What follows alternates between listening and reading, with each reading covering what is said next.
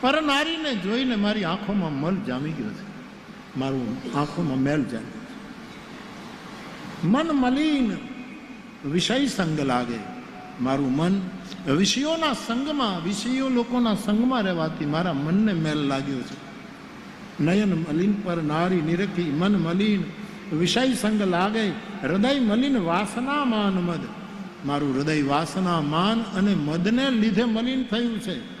જીવ સહજ સુખ ત્યાગે, અને આ જીવે એનો સ્વભાવ છે, એનો અધિકાર છે સહજ સુખ, એનાથી દૂર થઈ ગયો. પર નિંદા સુની શ્રવણ મલિન ભે, પારકાની નિંદા સાંભળી સાંભળી અને મારા કાન મેલા થયા છે. પર નિંદા સુની શ્રવણ મલિન ભે, વચન દોષ પર ગાય, મારી વાણી મેલી થઈ ગઈ, બીજાના દોષ ગાઈ ગાઈને, બીજાના વાંક કાઢી કાઢીને, બીજાનું દોષ દર્શન કરીને મારી વાણી મલિન થઈ. સબ પ્રકાર મલ ભાર લાગ, નિજ નાથ ચરણ બિસરાય, દરેક પ્રકારના મને મનો લાગ્યા છે. પછી તુલસી કહે, તુલસીદાસ વ્રતદાન જ્ઞાન તપ શુદ્ધ હેતુ શ્રુતિ વેદ એમ કહે છે કે આ બળથી મુક્ત. હવે કપડું મેલું થયું હોય તો એને મેલથી મુક્ત કરવા માટે ગામડાની રીતે ધોકો લ્યો. બર્મા સોપનો સાબુ જે દેશી આપણે આવતા એ તમે ઘસો, આમ ઘસો. કાંઈ ન હોય તો તમારા ગામના પાદરમાં ખારાવાળી, ખારાશવાળી જમીન હોય ત્યાંનો ખારો લઈ અને ખારાથી કરો. આ બધા વેદોએ જે વ્રત દાન આ બધા મલથી મુક્ત થવાના સાધનો છે. પણ તમે ધોકેથી ટીપો, બર્માના સાબુથી તમે ઓલું કરો, એને બીજું ગમે તે નાખો, ગમે તો કરું, પણ પાણી ન નાખો તો. તુલસી કહે વ્રત દાન તપ એ બધા મલથી મુક્ત કરવાના સાધનો. પણ રામ ચરણ અનુરાગ નીર બીનું, રામના ચરણમાં પ્રેમ રૂપી જળ નહીં હોય તો મલ અતિ નાશ ન પામે. આપણા મલ કોઈ દિવસ નાશ નહીં પામે. એવા જે મેલ મારા ને તમારામાં જામ્યા છે એને રામકથા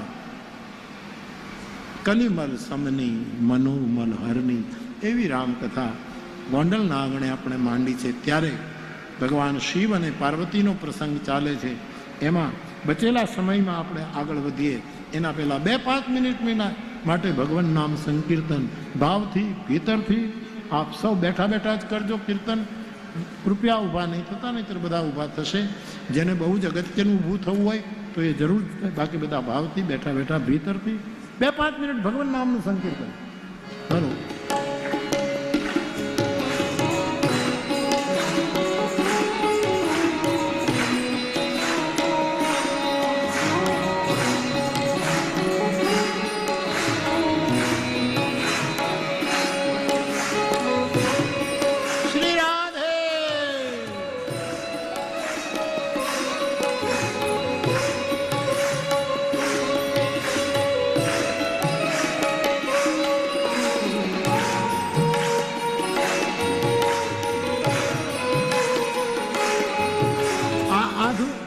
આધુનિક વિજ્ઞાન એમ કહે છે કે સૂરમાં, લયમાં, તાલમાં વગાડવું ને ગાવું એક થેરેપી છે.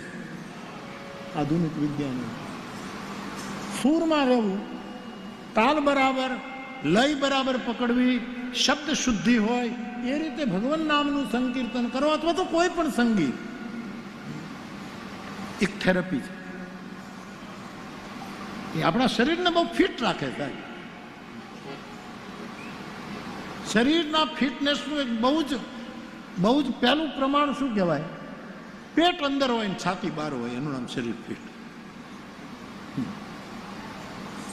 પેટ અંદર હોય અથવા તો આમ સપાટ પેટ અને છાતી જરા બહાર નીકળતી, હા ઊંધું થઈ ગયું.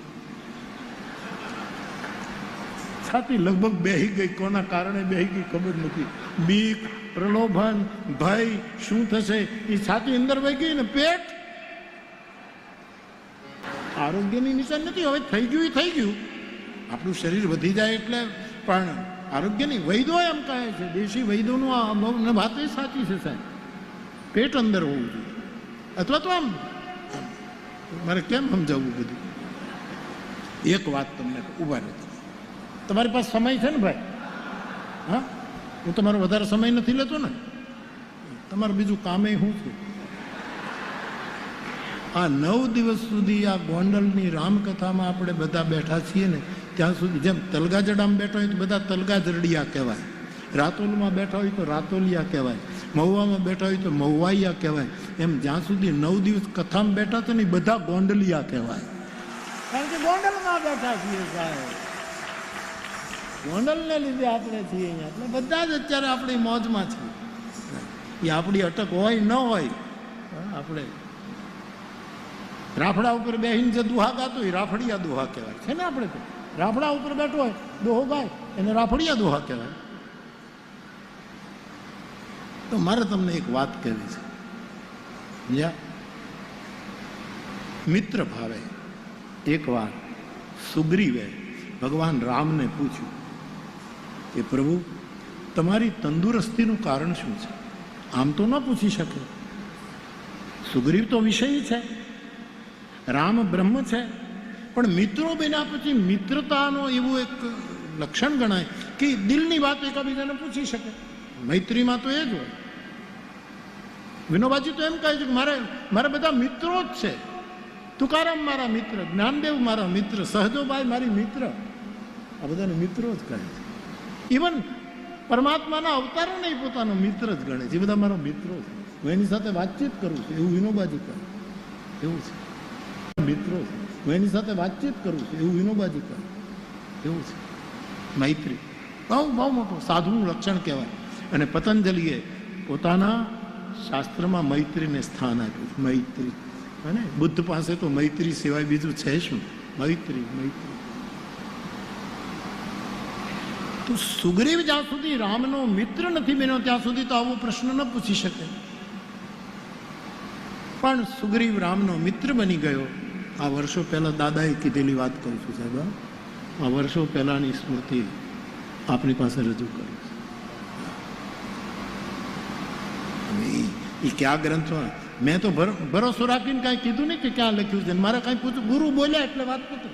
મને આ ડૉક્ટર 2 દિવસથી પૂછે છે, ક્યાં ગયા ડૉક્ટર સાહેબ? એમણે 2 જણાએ પૂછ્યું કે બાપુ તમે 2 દિવસ પહેલાં કીધું કે ગુરુને ગાવ નહીં, ગુરુને સેવો. સેવો એટલે શું? એ જે બોલે એને એ બરાબર જ છે એમ પકડી લેવું, એનું નામ સેવન.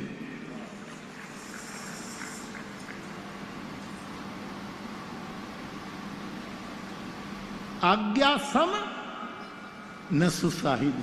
આપણા સાહિબની આજ્ઞા સમાન બીજી કોઈ સેવન નથી. એણે કીધું એ બરાબર, જો એ સમર્થ હોય તો. ગુરુની આગળ સમર્થ શબ્દ લગાવ્યો.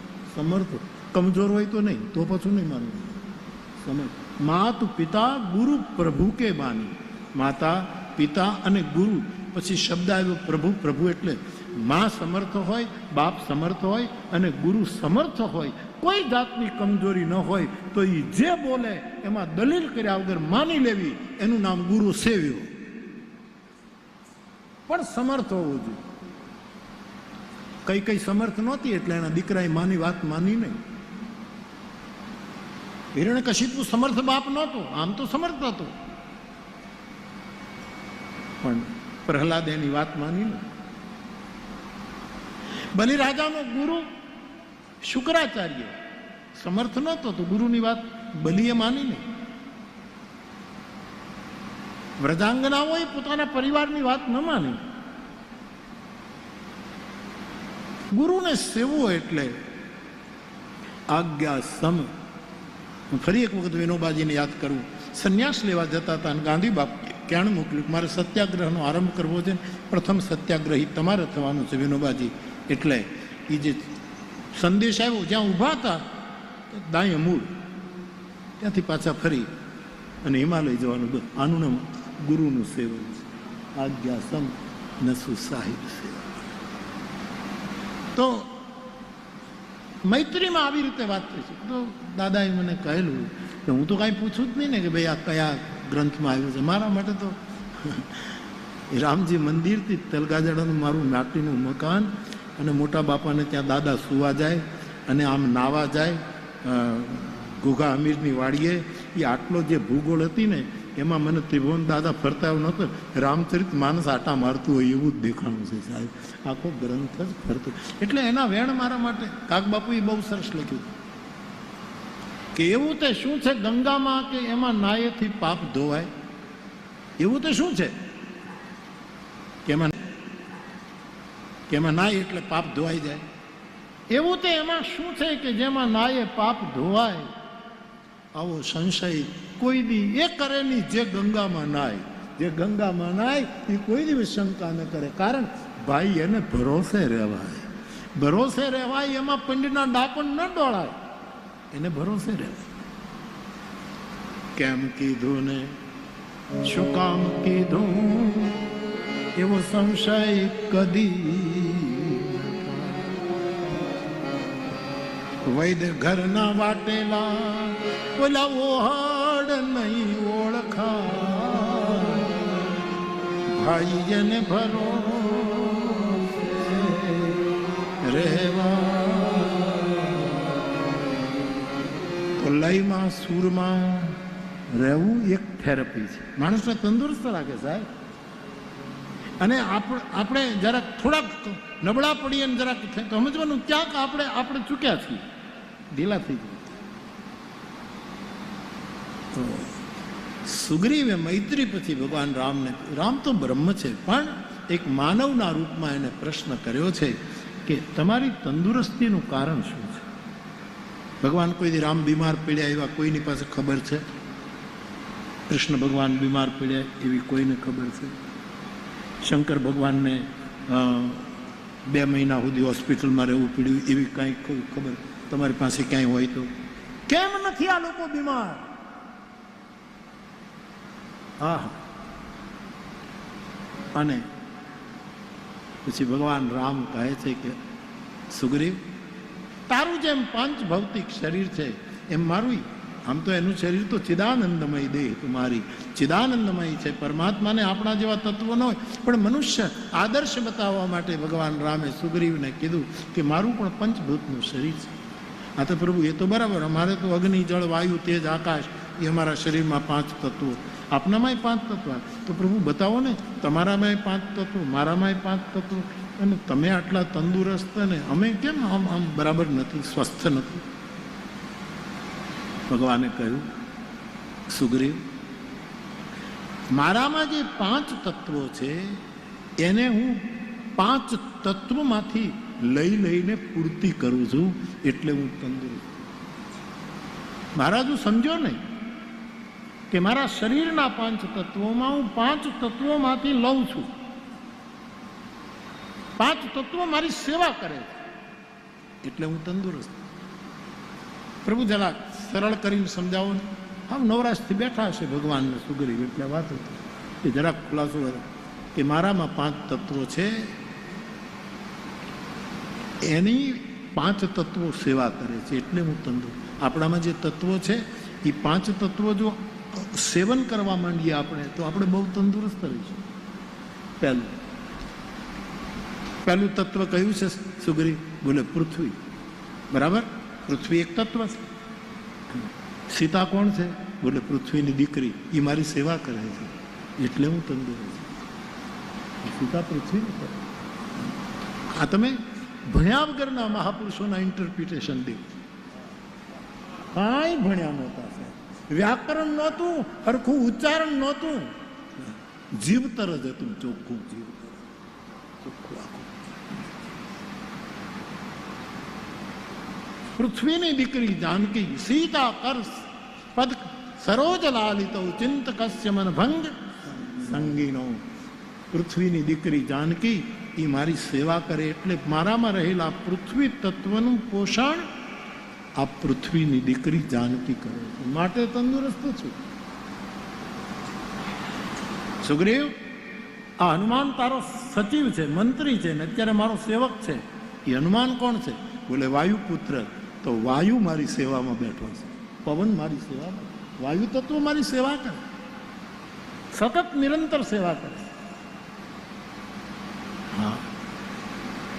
ત્રીજું તત્વ અગ્નિ તત્વ, તેજ નિધાન લખન પુની. ગોસ્વામીજી કહે લક્ષ્મણજી બહુ તેજસ્વી છે, અતિશય તેજસ્વી. લક્ષ્મણ અગ્નિ તત્વ છે, એની મારી સેવામાં છે, મારા માટે જાગરણ કરે એટલે હું. ભરતનું હૃદય આકાશ વિશાળ છે, મારો ભરત આકાશ જેવો વિશાળ છે, એ ભરત જે આકાશ છે એ મારી સેવા કરે. અને વેદમાં એમ કહેવાયું કે જળ જો વિફરે તો શત્રુને મારી નાખે. ગંગા પવિત્ર છે પણ છે જળ, પણ એમાં બે કાંઠે પાણી આવે તો કેટલાયનું મૃત્યુ કરાવી દે, કેટલાયનું. સુનામી આવે તો એ જળ તત્વ.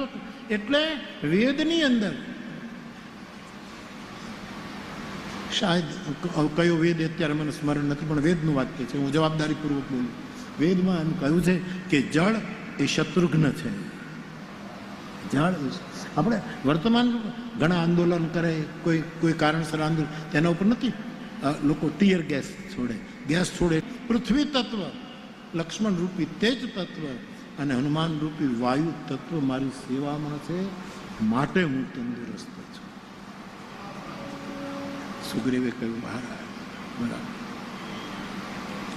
પણ સુગ્રીવ વિષય જીવને, ઘણા માણસોને તમે ગમે તેટલું સાવ સ્પષ્ટ સાધાર કહી દો ને તોય એ બીજાને પૂછે પાછું કે તમને શું લાગે. જેમ આપણે કહીએ ને કે ડૉક્ટરનો બીજો અભિપ્રાય લેવો જોઈએ, તો બીજાનો ઓપિનિયન આપણે લેવો જોઈએ. ભાઈ તમને હાર્ટનું તકલીફ છે, ચાલો બીજાને પૂછી લઈએ, તો આમ લગભગ કહી. એટલે એક દિવસ પાછા સુગ્રીવ અને હનુમાનજી બે એકલા બેઠા હતા. એટલે શ્રી હનુમાનજીને પૂછ્યું કે હનુમાનજી તમે તંદુરસ્ત, હનુમાનજી જેવો તંદુરસ્ત કોણ?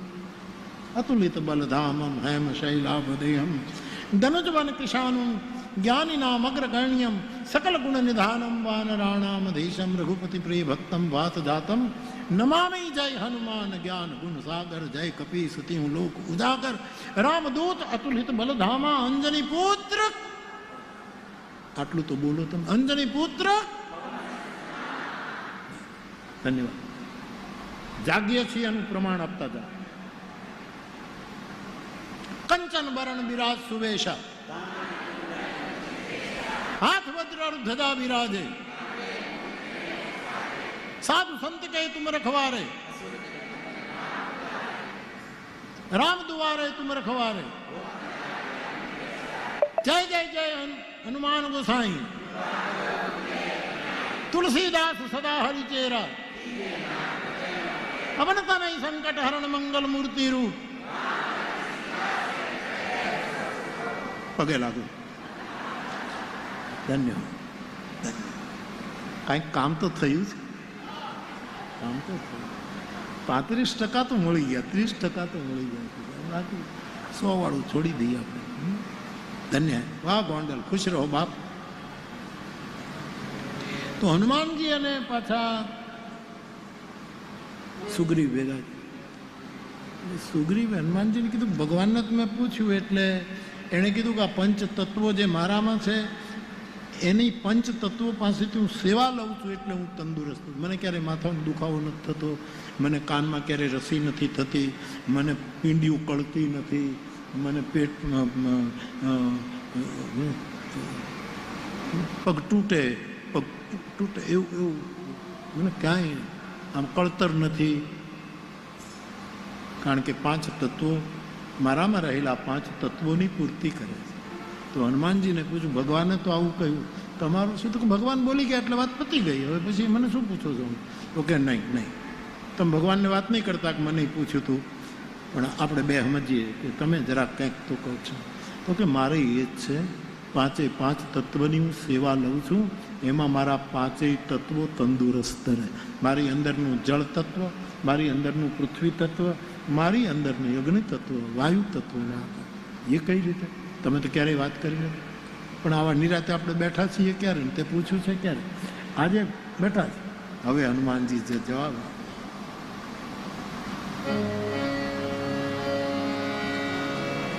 પ્રણવ પવન કુમાર. સુગ્રીવ, હે સુગ્રીવ, તુલસીદાસજીએ રામચરિત માનસમાં આ લખ્યું તે વાંચ્યું ક્યારે? કે ના, તો હવે વાંચી લો.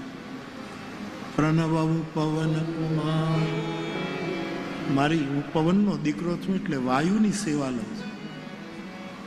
પ્રણવ પવન કુમાર ખલ બન પાવક, દુર્જનના વનને સળગાવવામાં હું અગ્નિ છું એટલે અગ્નિનો મને સહાય મળે છે. બીજું તો પ્રણવ કુમાર કુમાર ખલ બન પાવક જ્ઞાન ઘન.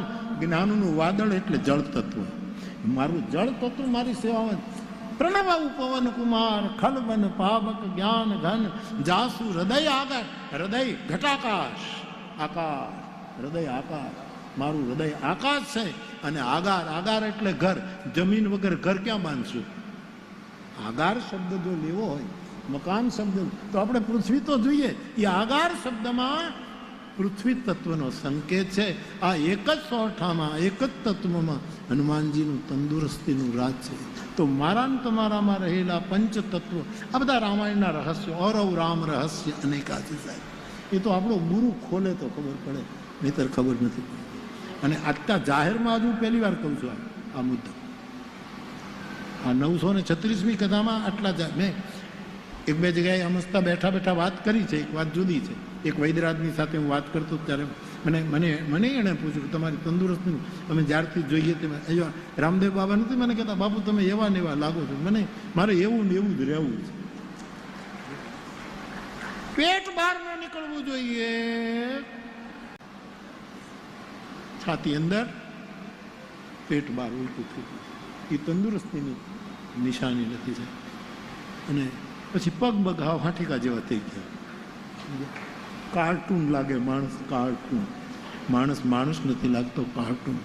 પણ આ પરમાત્માએ રચેલા પાંચેય તત્વોને જો સેવન કરતા આવડી જશે તો આ શરીર જીવવા જેવું છે, બહુ જ જીવવા જેવું. ગુણવંતભાઈ શાહ આપણા આદરણીય વિચારક એમ કહે છે કે મર્યા નહીં ત્યાં સુધી જીવવું જોઈએ. આવું વાક્ય, મર્યા નહીં ત્યાં સુધી જીવવું. ઘણા માણસો બસ મરવાની જ વાત કરે, હવે મરી જાવ. અને મારા ઉપર ફોન આવે, બાપુ હવે જલ્દી ભગવાન બોલાવી લે.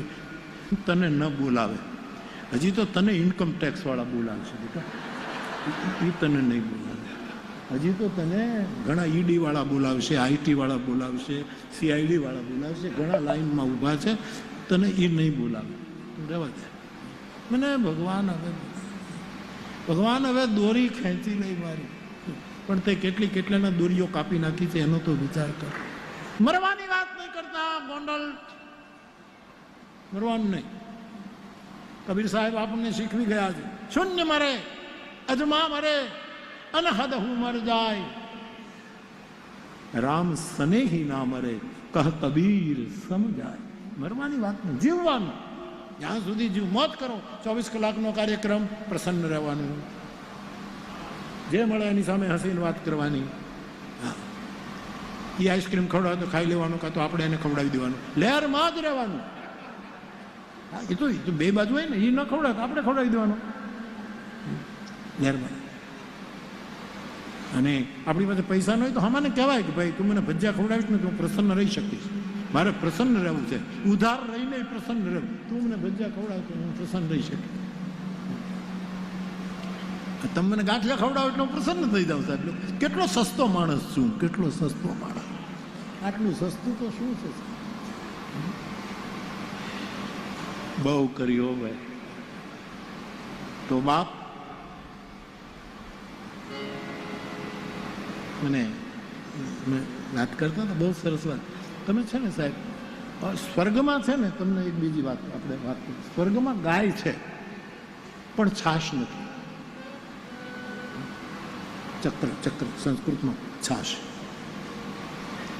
ગાય તો કામદુર્ગા સારી, 30 લીટર નહીં, 130 લીટર દૂધ આપે કામદુર્ગા. એવી ગાય સ્વર્ગમાં. સુરધેનું પણ છાશ નથી. આ કેવું? દૂધ છે, છાશ નથી.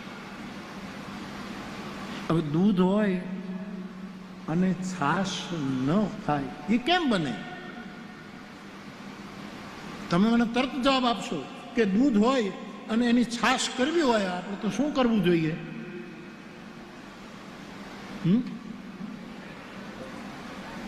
હા, શું કરવું જોઈએ? હા, બોલો. મેળવણ નાખવું. એ મેળવણ શાનું નખાય? છાશ. ત્યાં છાશ નથી. એટલે દહીં મળતું એટલે એટલે કાગ બાપુ કહે છે કે કૃષ્ણનો જેથી જન્મ થયો ને તેથી બ્રહ્માણી, ઇન્દ્રાણી, લક્ષ્મીજી કુલડી લઈને યશોદાને ઘરે આવ્યા કે અમે તારે ઘરે બે બેડા પાણી ભરી દઈએ, એના બદલામાં તું અમને છાશ આપ, અમારે ત્યાં છાશ નથી. આવું અર્થઘટન આપણે ત્યાં થયું આ ભગત બાપુની વાતનું, અને એની પંક્તિ ગાઈ દઉં તમને.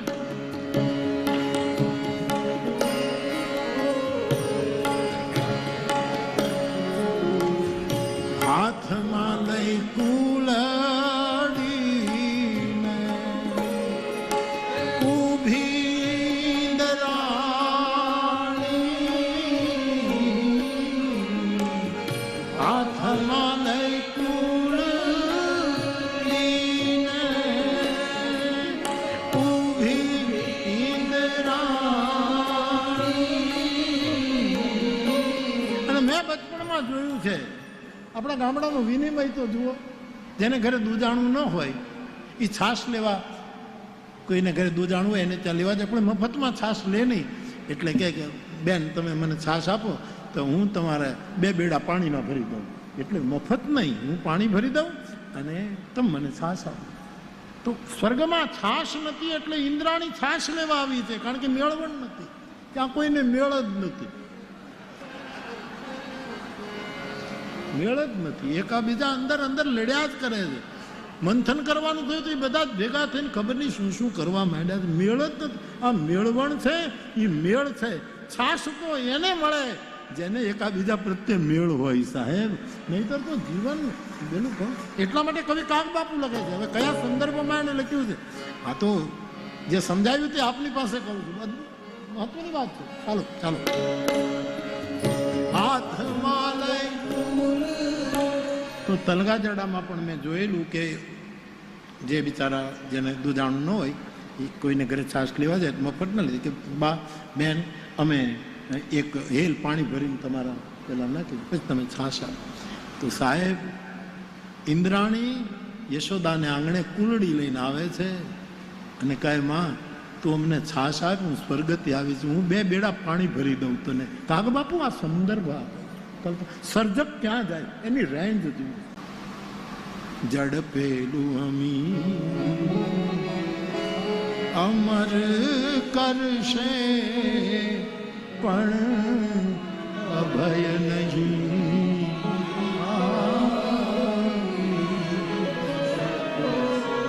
કેવી અદભુત પંક્તિ ભગત બાપુ. હું તો કેટલી વખત બોલ્યો છું, હવે આપણું તો કઈ હાલે નહીં, હલાવવું નથી. પણ નોબેલ પ્રાઇઝની કમિટીમાં જો તલગાજરડું હોય તો આ એક પંક્તિ ઉપર હું મજાદરને નોબેલ પ્રાઇઝ અપાવી દઉં. એક જ પંક્તિ, ઝડપેલું અમી, કોઈકનું આંચકી લીધેલું અમૃત તમને અમર કરી શકે પણ કોઈ દિવસ નિર્ભય નહીં કરી શકે. તમે રાતે હોઈ નહીં શકો, અમર થઈ જશો. અને દેવતાઓએ અમૃત પીધું આંચકીને, અમર તો થઈ ગયા. દેવતાનું સંસ્કૃતમાં એક નામ જ અમર છે, એને અમર મીન્સ દેવતા. આંચકેલું અમૃત અમર કરી શકે પણ અભય નહીં આપી શકે. આ કાગધામ મજાદરનું ચિંતન. જડપેલું અમી અમર કરશે પણ અભય નહીં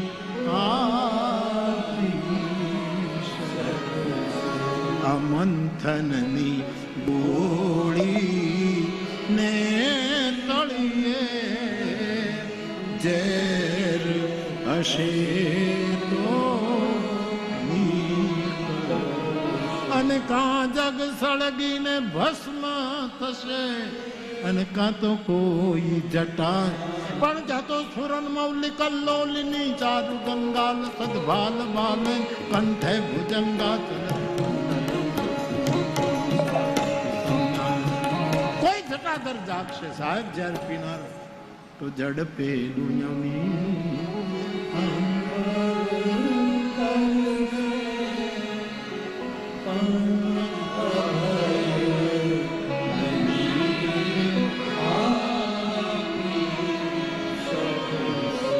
અને કાગ બીજાનું ઝેર પીશે એ કાયમ માટે અમર બનશે અને કાગ બીજાનું આંચકીને અમૃત પીશે એ મોતના પહેલા મરશે. આવું ભગત મારો કહેવાનો અર્થ છે. હા,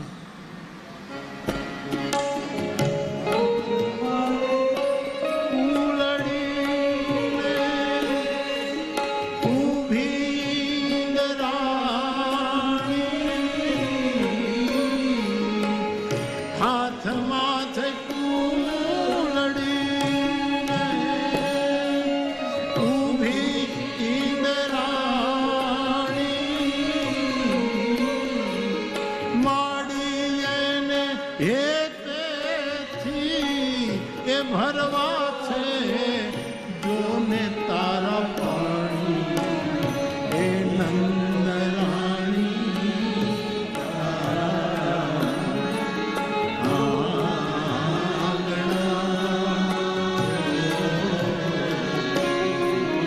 માડી તારી કેટલા એ જનાની આ કમાણી